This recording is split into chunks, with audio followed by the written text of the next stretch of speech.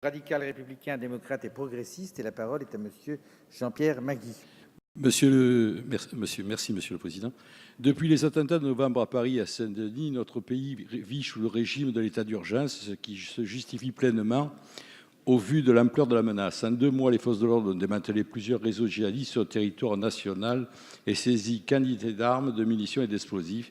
Aussi, je leur adresse mes félicitations et mes encouragements, car ils font preuve, dans ces circonstances, d'un courage et d'un dévouement remarquables.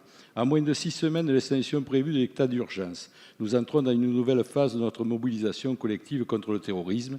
Daesh continue de menacer la France. Notre pays doit donc continuer de mobiliser toutes ses forces pour se prémunir de nouvelles attaques. C'est l'objet du projet de loi portant réforme du code pénal qui devrait être discuté au Parlement en février. Ce texte prévoit de renforcer substantiellement les moyens d'enquête des forces de police, des préfets et du parquet, en intégrant au droit pénal des techniques et outils auxquels il n'est aujourd'hui possible de recourir que dans le cadre de l'état d'urgence, par définition temporaire. Parmi les nouvelles possibilités qu'il est prévu d'octroyer à l'administration figurent entre autres les perquisitions de nuit, les fouilles de véhicules, l'assouplissement des conditions d'engagement du tir pour les policiers ou encore les assignations à résidence et les contrôles administratifs pour les personnes revenant des territoires contrôlés par Daesh ou simplement soupçonnées de vouloir s'y rendre.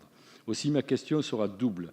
Pour contrebalancer les pouvoirs prochainement étendus des autorités administratives et du parquet, quelles mesures seront envisagées pour protéger les libertés publiques et individuelles?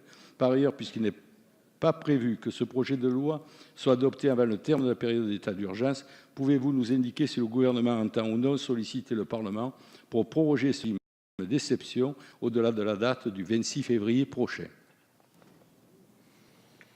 Merci. Madame la ministre, vous avez la parole.